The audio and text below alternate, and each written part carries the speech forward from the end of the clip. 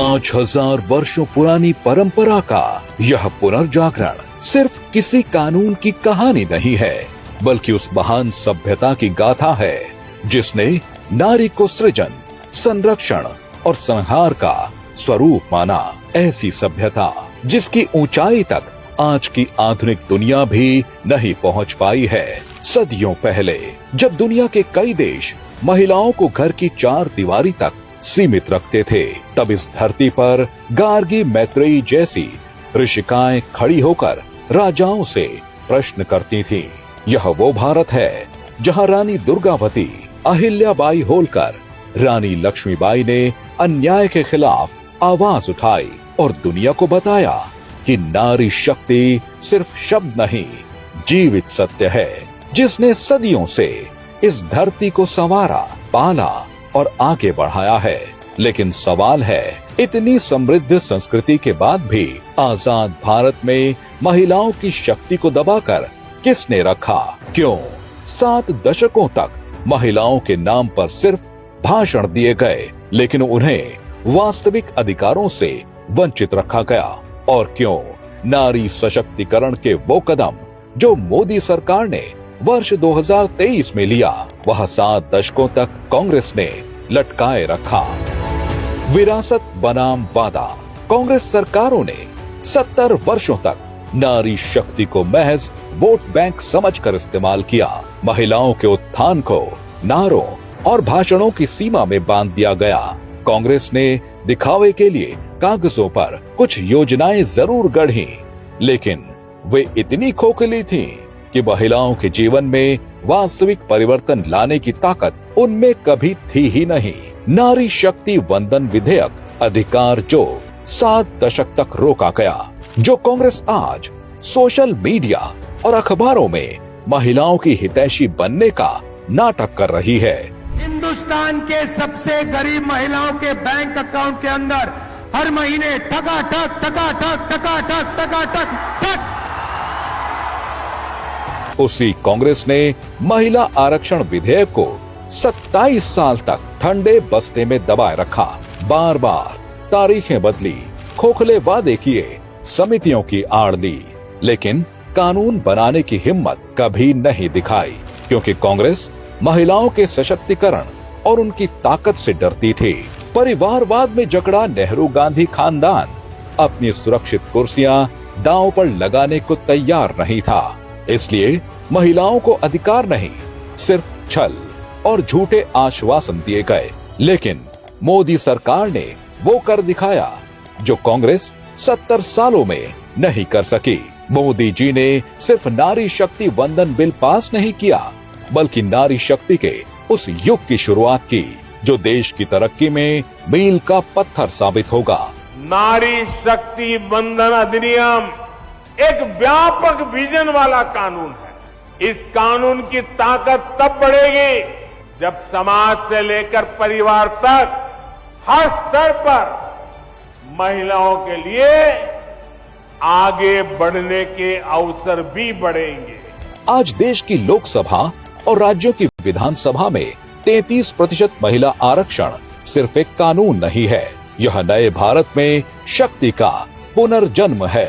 मोदी सरकार ने देश की आधी आबादी के सशक्तिकरण का वह मार्ग खोल दिया है जिसमें बेटियां सिर्फ घर की 4 दीवारी में कैद नहीं रहेंगी, बल्कि लोकतंत्र के मंदिर में अपनी भागीदारी भी सुनिश्चित करेंगी।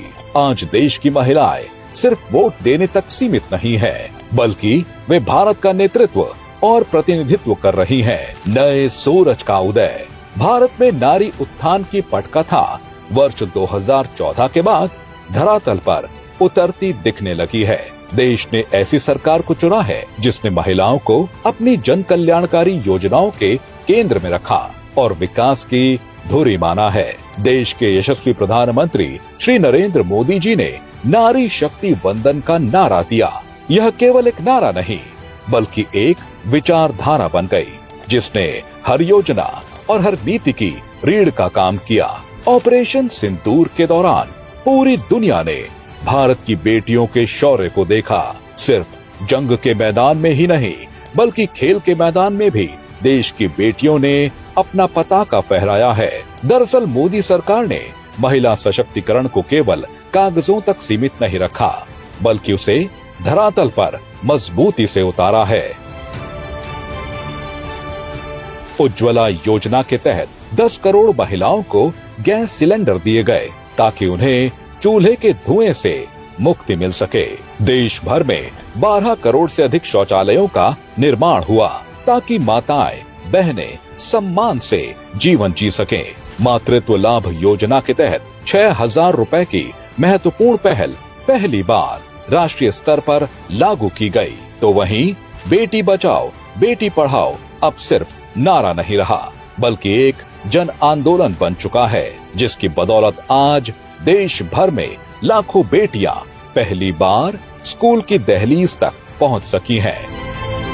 वहीं जनधन खातों के माध्यम से महिलाओं को अपनी आय पर सीधा अधिकार मिला है। तो स्वयं सहायता समूहों से जुड़कर देश भर में 10 करोड़ से अधिक महिलाएं आर्थिक रूप से सशक्त हुई हैं। मुद्रा योजना ने बिना किसी गारंटी के ऋण देकर लाखों महिलाओं के सपनों को पंख दिए हैं और आज ये महिला उद्यमी न केवल आत्मनिर्भर बनी है, बल्कि दूसरों को भी रोजगार देने वाली शक्ति बन चुकी है। देश में 3 करोड़ लखपति दीदी बनाने के लक्ष्य पर मोदी सरकार तेजी से काम कर रही है।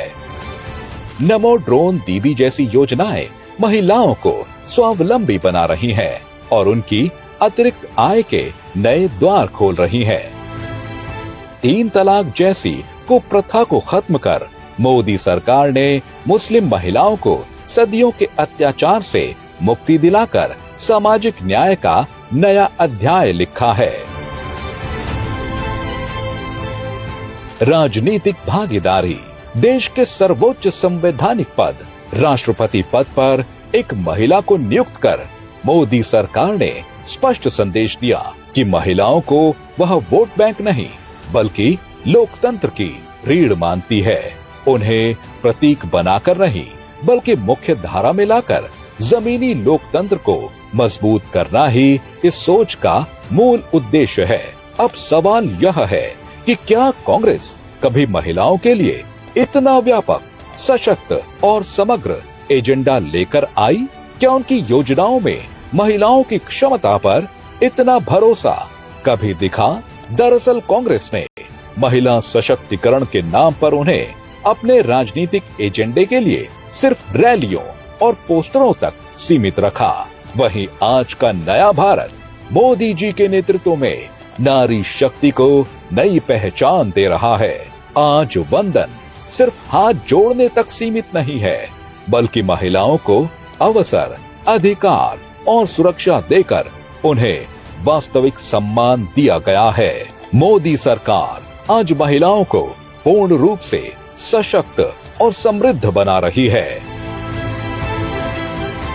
यही कारण है कि आज भारत की नारी शक्ति मोदी सरकार के साथ कदम से कदम मिलाकर चल रही है। वह देश की तरक्की को और मजबूती दे रही है और अपने सपनों को नीति बनते हुए देख रही है। इसलिए आज महिलाओं के सम्मान, सशक्तिकरण और सुरक्षा की जीवंत मिसाल बन चुका है नारी शक्ति वंदन अभियान।